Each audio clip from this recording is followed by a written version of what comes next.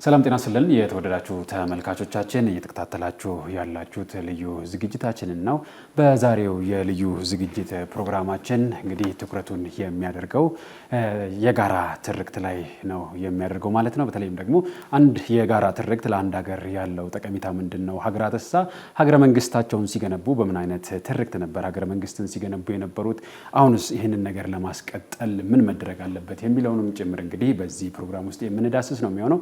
በዚህ ጉዳይ ላይ እንግዳ ጋብዣለሁ። እንግዳዬ አቶ ኡመር አብዱራህማን ይባላሉ። የነጻነትና እኩልነት ፓርቲ ማዕከላዊ ኮሚቴ አባል ናቸው። ከዛም ባሻገር ደግሞ በኦሮሚያ ክልል ሰብሳቢ ናቸው። እንግዲህ ዛሬ በዚህ ጉዳይ ላይ በዚህ ርዕሰ ጉዳይ ላይ ቆይታ የምናደርገው ከነሱ ጋር ነው። እናንተም እንግዲህ ወዳችሁና ፈቅዳችሁ እየተከታተላችሁን ስለሆነ እጅግ አድርገን እናመሰግናለን። ከኛ ጋር መልካም ቆይታ ይሁንላችሁ። እንግዲህ አቶ ኡመር ፈቅደውና ወደው ከኛ ጋር ይህንን ሀሳብ በዚህ ስቱዲዮ ለመነጋገር ስለመጡልን እጅግ አድርገን እናመሰግናለን። እኔም አመሰግናለሁ። መልካም፣ ወደ መጀመሪያው ሀሳባችን እንምጣና እንግዲህ ለአንድ ሀገር ትርክት የሚባለው ነገር ወሳኝ ነው ይባላል እና ምናልባት ከኢትዮጵያ ካላትም ታሪክ አንጻር ደግሞ ምን አይነት ትርክት ነው የሚያስፈልጋት ከሚለው እስቲ እንነሳ። እሺ፣ ኢትዮጵያ ያው የምናውቃትን ኢትዮጵያ ሆና እስካሁን ቆይታለች። ኢትዮጵያ የዚህ አይነት ይዞታ ነበራት የሚል አፈታሪክና ታሪክን አልፎብናል። እኛ ደግሞ የራሳችንን ጊዜ እየኖርን ያለ ነው። ምን አይነት ሀገር ለልጆች ማስተላለፍ አለብን ከሚል ኢትዮጵያ በምን አይነት ትርክት ላይ መገንባት አለባት የሚል የማያሳስበው የሚኖር አይመስለኝም። ያው እያንዳንዱ ሰው በራሱ ሕይወት ይጠመድና ለነዚህ ነገሮች ቅርጽ ሳይሰጥ ምናልባትም በዚህ ጉዳይ ላይ የተካኑ ባለሙያዎች እንዳሉ ያስብና ብዙም ሳይጨነቅበት ያልፋል። ወደ ፖለቲካው ዓለም ስትገባ ይሄ አስፈላጊ መሆኑ በደንብ ፍንትው ብሎ ይታያል። ኢትዮጵያ ጥሩ ኢትዮጵያ ሆና እንድትቀጥል የጋራ ትርክትን መገንባት በጣም አስፈላጊ ነው። ኢትዮጵያ እስካሁን ድረስ የቆየችው በአህዳዊ የሚል አይነት ትርክት ላይ የተመሰረተች የ3000 ዓመት እንደዚህ አይነት ወደ ሰለሞን ዳይነስቲ የሚሄድ ይዞታ ያላት ሀገር፣ ኢትዮጵያዊነት ከዛ ጋር የተያያዘ መሆኑን የሚተርክ ትርክት ከ19ኛው ክፍለ ዘመን ወዲህ በተለይም ከ1960ዎቹ ወዲህ ነው ይሄ ትርክት እኔን አያካትተኝም እዚህ ውስጥ የለሁም ብሎ የሚያዋጣኝ እኔም ያለሁበት እኔም የምንጸባረቅባት ኢትዮጵያ ትኖረኝ ያስፈልገኛል ብሎ ደግሞ በአንጻሩ የፌዴራሊስት ትርክት እነዚህ ጎን ለጎን ሄደው የእይታዎች ዋልታ ረገጥነት ማህበረሰብን ከማህበረሰብ የአንድን ሀገር ዜጎች ሲያጋጭ የቆየና አሁን ከግጭት በፖለቲካል ዲስካሽን ወደ ጋራ ትርክት መምጣት አለብን የሚል እንድምታ ከፍ ብሎ የመጣበትና ሁሉም ራሱን የሚያይባት ኢትዮጵያ እንድትኖረን የጋራ ትርክት መገንባት ተገቢ ነው የሚል ግንዛቤ በሁሉም ዘንድ በተለያየ ደረጃም ቢሆን ሰርጾ ያለበት ሁኔታ ላይ ነው ያለነው። እርስዎ ከተፎካካሪ ፓርቲ ናቸው። መንግስት ደግሞ ይህንን ነገር ሲያደርግ እንግዲህ እንደ መንግስት ነው። ምናልባት ደግሞ የዚህ ጉዳይ ዋና ዓላማውም የሚመስለኝ ምናልባት ሁላችንም ወደ አንድ ነገር እንድንመጣ ሳይሆን የተለያየ አስተሳሰብ ውስጥ የተለያየ አመለካከት ውስጥ ነገር ግን የጋራ የምንለውን ነገር ይዘን እንድንወጣ ነው የሚልም ነገር አብሮ ይመጣልና ምናልባት ደግሞ ይህንን የጋራ የሆነውን ነገር ይዘን እንዳንመጣ የሚያደርጉን ፈተናዎች ምን የሆኑ አቶ ኡመር? አዎ፣ የጋራ ትርክት እንዳይኖረን የሚያደርጉ ነገሮች ምንድን ናቸው? በዚህ በነበረው ትርክት ሰዎች በተለያየ መደብ ተከፋፍለው አንደኛው የተሻለ ገዢ የበላይ አዋቂ ራሱን በዛ ትርክት ውስጥ በሀገር ውስጥ የሚታይበት ኢትዮጵያ የምትገልጸው በተለያየ ኢሹዎች መገለጫዎች ሀገር የምትገለጽባቸው መገለጫዎች ለቱሪዝም በሚወጡ የኢትዮጵያ ማኒፌስቴሽንስ ለምሳሌ ኢትዮጵያን እገልጻለሁ ብለህ ስትል የሰሜኑ ማህበረሰብ የሚለብሰው ቀሚስ ስትገልጽ፣ በመስቀል ስትገልጽ፣ ሌላውን ስትተው፣ በአማርኛ ስትገልጽ፣ ሌላውን ቋንቋ የኢትዮጵያ እንዳልሆነ ስታስቀምጥ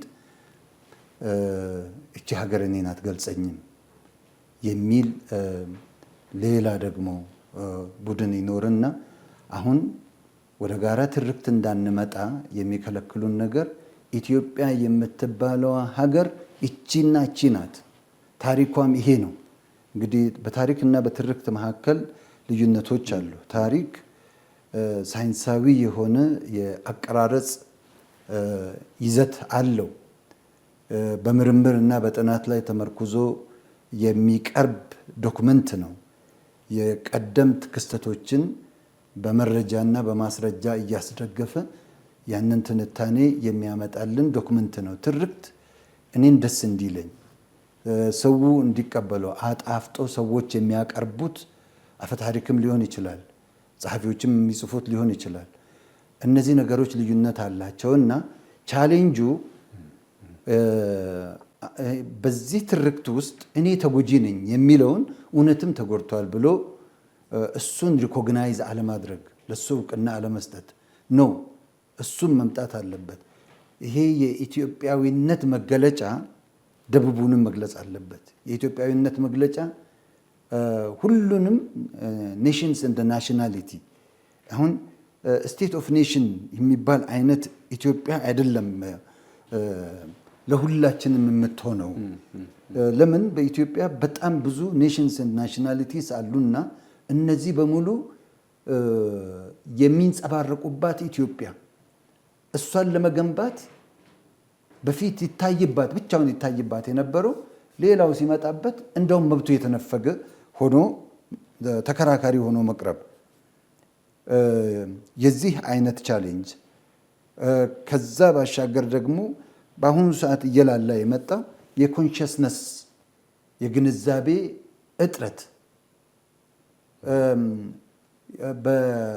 የመንግስት ደግሞ አካታች አለመሆን እነዚህ ነገሮች በተቋማት ግንባታ ላይ ኢትዮጵያ የመጣችበት ይዞታ የጋራ ትርክትን በመስራት ቻሌንጆች ናቸው። በከፊል እየተቀረፉ እየመጡ ያሉ ነገሮች ቢኖሩም ማለት ነው። ምናልባት ደግሞ አሁን እያነሱን ካለው ሀሳብ ጋር ይሄ የነበረውን የታሪክ ሽሚያና ቅሚያዎችስ ለዚህ ጉዳይ አልዳረገንም ይላሉ? አዎ በጣም እንጂ የታሪክ ሽሚያና ቅሚያ ብለህ የምትለው አድዋን እንውሰድ። አድዋ በኢትዮጵያውያን በሙሉ ተሳትፎ የተገኘ ድል ሲሆን ድል ስለሆነ የሚጽፍ የነበረው ቅርብ የነበረው በመንግስት ዙፋን ዙሪያ የነበረው ይህንን ድል የግሉና የራሱ ብቻ ሲያደርግ እዛ ያለቁቱ ለዛ ድል መስዋዕትነት የከፈሉቱ ለድሉ ምክንያት የሆኑቱ ተደብቀዋል፣ ባለቤት አልሆኑም። ይሄ እንግዲህ ትርክቱ ምን ያደርጋል? እነዚህን ዋጋ ከፍለው ዋጋቸውን ያጡትን ዜጎች ማርጂናላይዝ ያደርጋል፣ ይደብቃቸዋል አስተዋጽኦአቸውን። ከዚህ በኋላ ደግሞ ለምን ለኢትዮጵያ የኔ የማትለኝ ሀገር ወደ ማለት ይሄዳል ማለት ነው። እነዚህ የጋራ ትርክታችን እንዳይጎለብት በእርግጥም አስተዋጽኦ ያደርጋል፣ ከፍተኛ አስተዋጽኦ ያደርጋል። ሁሉም ትውልዶች የየራሳቸው አይዲዮሎጂ ያላቸው ዘመኑም ደግሞ የሚያመጣቸው ነገሮች ይኖራሉና ምናልባት ደግሞ አሁን ላይ እየተሰሩ ያሉት ለምሳሌ እንደ ህዳሴ ግድብን ስናነሳ ምናልባት በፕሮጀክት አንጻር ሁሉም ኢትዮጵያዊ የተሳተፈበት የኔ ብሎ የሚያነሳው አይነት ናሬሽን ሁሉ የተፈጠረበት ነውና አሁን ደግሞ ወደ ግድብ እየዞርን ወደ ወደብ እየዞርን ነውና ምናልባት ደግሞ ከዚህ ጋር ተያይዞ ያሉት ነገሮችንስ እንዴት ነው የሚያነሱት? የዛሬው ትውልድ የጋራ ትርክትን ለመስራት በእነዚህ ባለፉ የጋራ የሆኑ የሚያኮሩ የጀብደኝነት የጀግንነት እና አሁን እንደጠቀስከው ደግሞ የህዳሴ ግድብ የኢትዮጵያ ድል ነው። የባህር በር የነበረና በተንኮል የተወሰደብን በመሆኑ ባለመራቁ አሁን ማስረጃ በምታሰባስብበት ሰዓት የሆነ ኤቪደንስ ስትፈልግ ሊቪንግ ኤቪደንስ ሰዎች አልሞቱም አሉ። ምን አይነት ይዞታ ነበር? ዛሬ በአካል ያሉ ሰዎች የሚነግሩ ናሬሽንስ ስላሉ እነዚህ ነገሮች አይደበቁምና ወደ ጋራ ትርክት ያመጡናል። ሁሉም ተከፋፍሎ የራሱን ብቻ ያንተን ትቼ እኔ የራሴን ብቻ በምገነባበት ጊዜ ምናልባት ለውጭ ኃይላት በሮቻችንን እንድንከፍት አላደረገንም። እንደዚህ አይነት ስራዎችን በጣም የጋራ የምንለው ነገር ካለልን የናሽናሊዝም ኢሰንስ ይሞታል። ለምን የሚል ይመጣል። ማንኛውም አንድ እጅ ብቻውን አያጨበጭብም። ለውጭ ጥቃት ኢትዮጵያ በፊትም ክብሯን ያስከበረችበት አንድነቷን በደንብ ጠብቃ ያው ለውጭ ኃይል ከተጠበቀው በላይ ጂኦግራፊውን ቢረዳንም ፈጣሪም ቢረዳንም ያው አንድነቱ እችን ሀገር አላስደፍርም፣ የውጭ ወራሪ ኃይል የውጭ ወራሪ ኃይል ነው ብላ ዜጎቿ ይሄን ተቀብሎ በአንድነት በመዋጋታቸው ነው ከእስከ ማለት ነው። ያ ባይሆን ኖሮ እነዚህን ጣቶች አንድ ላይ ልስበራቸው ብለህ ብትል ይከብዱሃል። በተናጠል ግን ብትይዛቸው ያው በቀላሉ ክትክታቸውን ታወጣል። በትክክልም ለውጭ ወረራ እና ለተለያዩ ጥቃቶች የጋራ ትርክት አለመገንባት ሴንስ ኦፍ ናሽናሊዝምን ይገላል። ያጠፋ ማለት ደግሞ ሰው ሄዶ የሚማገድላት ሀገር ህይወቱን የሚሰዋበት ምክንያት ይጠፋዋል። በእርግጥም ተጋላጭ ያደርጋል። ይወራብናልም። በአሁኑ ሰዓት ለምሳሌ በቅርቡ ከሰማሁኝ ናሬሽን እኛ ይላሉ ግብፃውያን ከየትኛውም አካባቢ እንሆን የሀገር ጉዳይ ኢሹ ኦፍ ናሽናሊዝም የጋራችን ነው፣ ሁላችንም አንድ አይነት ስሜት ነው ያለን፣ ኢትዮጵያ ውስጥ ግን እንደዛ አይደለም ብለው ይላሉ። ወል ዳትስ ፕሬቴክስት መሰላቸው። አዎ በነበረው ትርክት የተለያየው ማህበረሰብ እኔስ ማለት ሲጀምር የተለያየ ህዝብ አድርጎ የሳሉ አሉ። አሁን when you redefine ኢትዮጵያን እንደገና ስትገልጻት ሁሉንም አካተህ በጣም ጠንካራ ቤት ጠንካራ ግንብ ስትገነባ ኢትዮጵያን የሚደፍራት አይኖርም። ከቅርብ ጊዜ ወዲህ እንጂ የነበሩን የቀድሞ ታሪኮቻችንን የሚጽፉት የውጭ ሰዎች ናቸው፣ ፈረንጆች ናቸው ብለን ልናነሳው እንችላለን። እና ምናልባትም ደግሞ እነሱ ያንን ታሪክ በሚጽፉበት ጊዜ አንድም እንደ ፍላጎታቸው ሊጽፉ ይችላሉ፣ ሁለተኛ ደግሞ ሲመጡም ደግሞ የራሳቸው ኢንተረስት ሊኖራቸው ይችላል፣ ቢያዝድም ሊደረጉ ይችላሉ በሚጽፉት ስራ ላይ እና ምናልባት ደግሞ አሁን ይህንን የትንሽ የተንገዳገደውን የወል ያልሆነውን የታሪክ አረዳድን ለማቅናት ምናልባት ከምሁራን ከፖለቲካ ኃይሎች እንደናንተ ካሉት ምንድን ነው ይጠበቃል የሚሉት? ይህንን ታሪክ ሬክቲፋይ ለማድረግ ወደ ትክክለኛ ይዞታው ወደ እውነታው ለማምጣት በግንባር ቀደምት ያሉት አካላት ምሁራን፣ የፖለቲካ ፓርቲዎች፣ መሪዎች፣ አዋቂዎች በዚህ የሀገርን ታሪክና ትክክለኛ ይዞታን በማስረጽ ላይ እየሰሩ ያሉ ተመራማሪዎች የሚኖራቸው ሚና በጣም ከፍተኛ ነው። ፖለቲክስ ያው ምንድን ነው? ሳይንስ ነው። ከጠብ በጥበብ ተገናኝቶ እውነታን አቅርቦ በዲስካሽን በራውንድ ቴብል እውነታን መቀባበል፣ ልዩነትን አቆይቶ በምንግባባባቸው ነገሮች ላይ አብሮ መሄድ በሂደት በነገራችን ላይ ይሄንን የጋራ የሆነ ትርክትን ማምጣት ኦቨርናይት የሚሆን ነገር አይደለም። በጣም ሪሶርስን ኮንሱም ያደርጋል፣ ረጅም ጊዜ ይወስዳል። ምክንያቱም ቅድም እንዳልኩኝ ነው በተለያየ ማማ ላይ ያሉ ማህበረሰቦች፣ የማህበረሰብ ክፍሎች፣ ኢሊቶች የአመለካከታቸው ወይም አይዲዮሎጂያቸው ራቅ ብሎ ዋልተረገጥ የሆነ እይታ ያላቸው ሰዎች ቀርበው ይህን እውነታ የሚቀበሉበት ዘመን ረጅም ነው የሚሆነው። በጣም እልህ አስጨራሽ ነው። አቅርቦ ማነጋገር ራሱ ሪሶርስን ኮንሱም ያደርጋል፣ ዲፕሊት ያደርጋል። ይህን ሁሉ ግን ችሎ ወደ ጋራ ከማምጣት ወደ ጋራ ትርክት ኢትዮጵያን ከማምጣት የተሻለ ሌላ ነገር የለም። ምሁራን እውነታ ትርክትን ወደ ታሪክ የሚቀይሩበት ያልሆነ ትርክት፣ የነጠላ ትርክት ይጥፋ ብለን ሳይሆን ግን ሌላውን በሚጎዳ መልኩ የሚቀርብ ትርክት ኦፍኮርስ አቮይድ መደረግ መቻል አለበት። አንድን ከፍ የሚያደርግ ሌላውን ዝቅ የሚያደርግ ኢትዮጵያ ስትባል አሁን ኢትዮጵያ ነው ይችን ሀገር ኢትዮጵያ ብለን ስንል ለመሆኑ ማን ነው ተብለን መሰየም የነበረብን? ማን የሰየመን ኢትዮጵያ?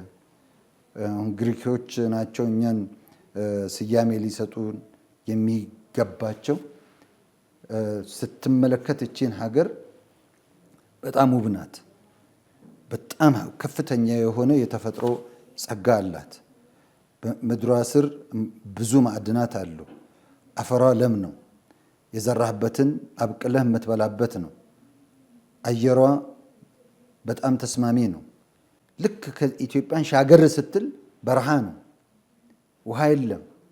የኛ ውሃ ከዚህ ወጥቶ ሌላውን ያጠጣል። ኦኬ፣ ጀግኖች ነን።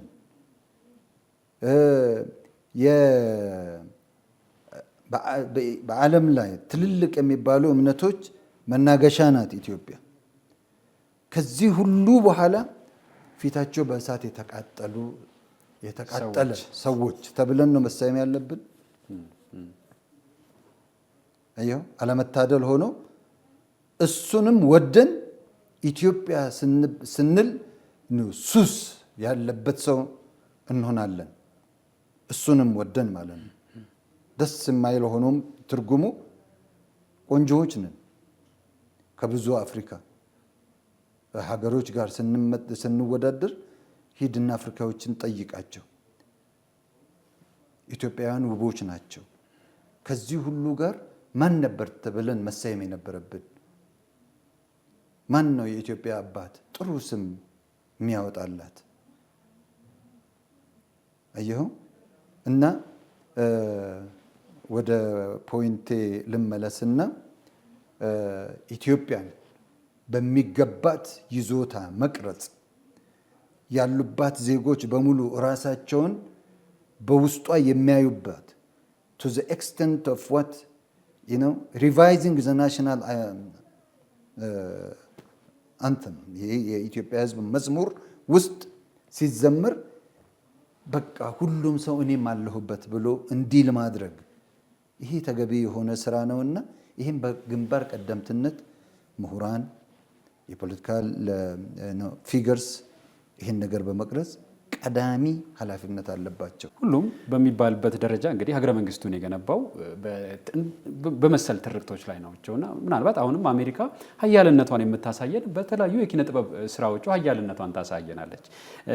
ኢትዮጵያም ደግሞ በተመሳሳይ ደግሞ ከዚህ ቀደም የነበሩት ነገስታት የነበራቸውን ሀያልነት የነበራቸውን ኃይል የሚያሳዩን በስነ ቃላቶቻቸው ነበረ። ስለዚህ ያ ሁሉ ተደምሮ ምናልባት ሲገነቡበት የነበረውን ትርክት ነው አድርገን ልንወስዳቸው እንችላለን እና ምናልባት ደግሞ እዚህ ጋር ትርክት እየገነባ የወል ነገር ያስፈልገናል እንደዚህ ማድረግ አለብን ስንል ደግሞ ኢንስቲትዩሽን ካልገነባን ምናልባት የአንድ ጆሮ ብቻ ላይ ያለ ጌጥ ሊሆንብን ይችላል እና ምናልባት አሁን ይሄ የተቋማት ግንባታ ለዚህ ነገር ምን ያህል ያግዛል ይላሉ አቶ ኡመር? ቀጥተኛ የሆነ እገዛ ነው የሚኖረው። ኢንስቲትዩሽንስ አሁንም ፌር እና ፈርም በሆነ ይዞታ ኢትዮጵያውያንን በሙሉ አቅፈው ካልተገነቡ አልሸሹም ዞር አሉ ነው። ማን እንደ አይኔ አለች አሉ ውሻ። ማን ነው ከደቡብ ለሚመጡት ህዝቦች ማንነታቸውን በአግባቡ የሚገልጽላቸው? ኢንስቲትዩሽንስ ለምሳሌ የትምህርት ሚኒስቴር የትምህርት ካሪኩለም ከፍተኛ የሆነ ሚና ይጫወታል። ትምህርት ምን ያደርጋል? የሰዎች ልጆችን ክህሎት ያሳድጋል፣ እውቀት ይጨምራል፣ አቲቲዩድ ይቀይራል። አንድ ሰው ቢያንስ እነዚህ 3 ነገሮች ላይ ለውጥ ካየህበት ተምሯል፣ ሰልጥኗል ማለት ነው፣ ተምራለች ብለህ ልትል ትችላለህ። አሁን ይህንን ሂደት ለማምጣት ምሁራን ቁጭ ብለው ካሪኩለም በሚቀርጹበት ሰዓት ትንሽዬ ምሳሌ ለምን አንወስድም? የአማርኛ ቋንቋ ካሪኩለም ቀረጻ ላይ አንድ የሆነ ቻፕተር የሆነ ኦብጀክቲቭን አቴይን ለማድረግ ይቀረጻል እና እችን ኦብጀክቲቭ ለማሳካት የሆኑ ምሳሌዎች ይቀመጣሉ። ከሚቀመጡት ምሳሌዎች አረፍተ ነገር ስራ ይላል እና የሚቀመጡት ያለፍኩባቸውን ነው የሚል አረፍተ ነገሮች በምን አይነት መልክ እንደሚቀመጡ መጽሐፍ ላይ ካሪኩለም ላይ የምንማርባቸው እንግዲህ ስኪል ዴቨሎፕ የምናደርግበት እውቀት የምንጨምርበትና አቲቲዩድ የምንቀይርበት ዴቨሎፕ የምናደርግበት ነው። ገመቹ በሶ በላ ይላል ምሳሌ ነው። ገመቹ በሶ በላ። ቶፊቅ ከሱቅ ስኳር ገዛ። አየለ አየር አበረረ። ሲምፕል። ይሄ አሁን ኤሌመንተሪ ደረጃ ላይ ያለ ኤግዛምፕል ነው። አሁን አስበው፣ ገመቹ ኦሮሞ ነው፣ እሱ በሶ ነው የሚበላው። ኦኬ ምንድን ነው የሚኖረው? ኦኬ ዝንባሌው ምንድን ነው የሚሆነው? እንደውም እኮ ይባስ ብሎ ጫላ ጩቤ ጨበጠም የሚላል። ጫላ ጩቤ ጨበጠ እንግዲህ ወዴት ነው የሚወስደው? ማንን ነው የምትፈጥረው? ምንድን ነው የምትገነባው? ምን አይነት አቲቲዩድ ነው ዴቨሎፕ እንዲያደርግ የምትሄደው? ከዚህ ወጣ ብሎ ሲያይ ጫላ ወይ ሄዶ ጩቤ ይጨብጣል፣ ገመቹም ይሄንን ተምሬ በሶ ብቻ ከምበላ ቢቀርብኝስ ብሎ አማርኛውንም ካሪኩለሙንም ምን ያደርጋል? ሪጀክት ያደርጋል። ቶፊቅ ሙስሊም ነው፣ ሱቅ ነው የሚሄደው። በቃ እንደምትመለከቱት ማለት ነው። ኢምፓክት አለው፣ ዳይሬክት የሆነ ኢምፓክት አለው። በጭንቅላት በህፃናት ጭንቅላት ላይ ነው የምንጽፈው። አየለሳ አየር አበረረ፣ ሱሳ ጎሉ ምንድን ነው? ወደ አየር ማብረር ነው። እዚህ እንኳን እናዳላለን ማለት ነው። ይሄንን ማርጂናላይዜሽን ለማጥፋት ኢንክሉሲቭ የሆነ የኢንስቲትዩት ወይም ኢንስቲትዩሽን ግንባታ በጣም አስፈላጊ ነው። ይሄን ካላደረግን ትርክት አንቀይርም፣ የጋራ ታሪኮቻችንም የቆሰሉ ነው የሚሆኑት። እሱ ደግሞ በቃ የተለያየ ርዕዮተ ዓለም እንዲኖረንና ውስጥ ለውስጥ እንድንባላ ነው የሚያደርጉን። ከዚህ እንግዲህ ለመውጣት አንደኛ ምንድን ነው መገንባት ያለብን? ለምን፣ በማን፣ እንዴት እያንዳንዱን ሪዛልት ቤዝድ ኦብጀክቲቪቲን ይዘን ነው እነዚህን ኢንስቲትዩትስ መገንባት ያለብን። አሁን የሚያስፈልገን ምንድን ነው? የጋራ ታሪክና ትርክት ወዳላት ሀገር የማንመጣ ከሆነ ምንድን ነው የሚቀጥለው እጣ ፈንታችን የሚለው ነገር ምንድን ነው? ቢያንስ እንደው ኃይለሥላሴ አሜሪካ የምትባልን ሀገር ለጉብኝት በሄደ ጊዜ ጆን ኤፍ ኬኔዲ ያደረገላቸው አቀባበል በጣም የተለየ ነበር። ዛሬ አሜሪካ ለማንኛውም መሪ የዛ አይነት አቀባበል አታደርግም። ለምን? ከሰውነት አልፎ እዛ አካባቢ የነበሩ ራስታማዎች ጎድ ነው ኃይለሥላሴ እስከ ማለት የደረሱት የሆነ ምን ነበረን ማለት ነው፣ ቫሊው ነበረን ማለት ነው። ያ ሁሉ ወድሞ በማይሆን ትርክት እንድንባላ ተደርጎ ኢትዮጵያ የዳቦ ቅርጫት የምትባለው ሀገር የረሃብና የእርዛት መገለጫ የሆነችው ቀረብ ያሉት ታሪኮቻችን የሚያሳዩን የጦርነትና የመባላት የመፋጀት ብቻ ሆኖ የቀሩት እነዚህን ነገሮች አለማስተካከላችን ነውና አሁንም የሚሻለን መተን ኢትዮጵያ የምትባል በዚህ በምናየው ዳር ድንበር የተካለለች ሀገር በጣም ብዙ የሰው ኃይል ያላት ከናይጄሪያ ቀጥሎ በህዝብ ብዛት ከፍተኛ የህዝብ ቁጥር ያላት የህዝቧ ደግሞ ይዞታ አብዛኛው ወጣት የሆነ ሊሰራ የሚችል ሌላው ዓለም ላይ ስትመለከት የወጣቱ ቁጥር አናሳ ነው። እኛ 75% ያህል ወጣት ነው የኛ ማህበረሰብ፣ ሊሰራ የሚችል ማህበረሰብ ነው።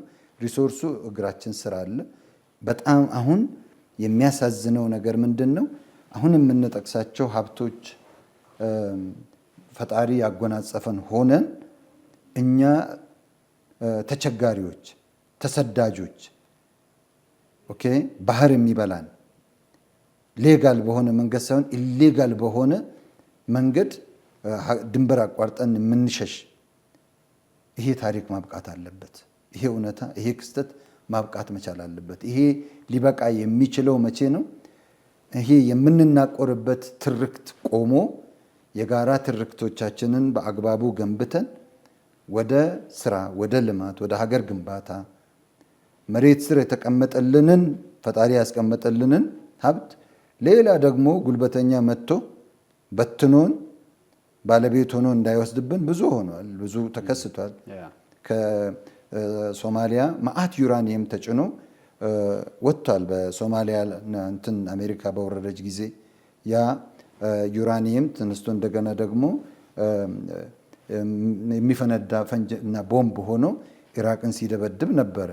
እንደዛ ለዛ እንዳንደርስ ቆም ብለን የሚበጀን ይሄ ነው። እቺ ሀገር ለሁላችንም ትበቃናለች።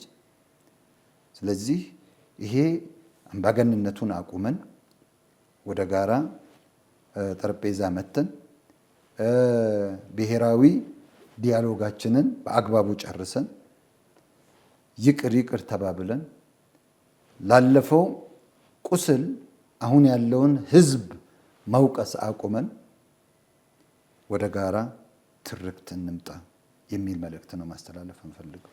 እንግዲህ አቶ ዑመር አብዱራህማን እዚህ ስቱዲዮአችን ድረስ መጥተው ይህንን ሀሳብ ስለሰጡን ስለ ጊዜውትም ስለ ሀሳቡትም እጅግ አድርጌ አመሰግናለሁ። እኔም አመሰግናለሁ። መልካም የተወደዳችሁ ተመልካቾቻችን ከአቶ ዑመር ጋር የነበረን ቆይታ ይህንን ይመስል ነበር። ስለተከታተላችሁን እጅግ አድርገን እናመሰግናለን። ከቀሪ የኦቤን ሆርን ኦፍ አፍሪካ ዝግጅቶች ጋር መልካም ጊዜ ይሁንላችሁ።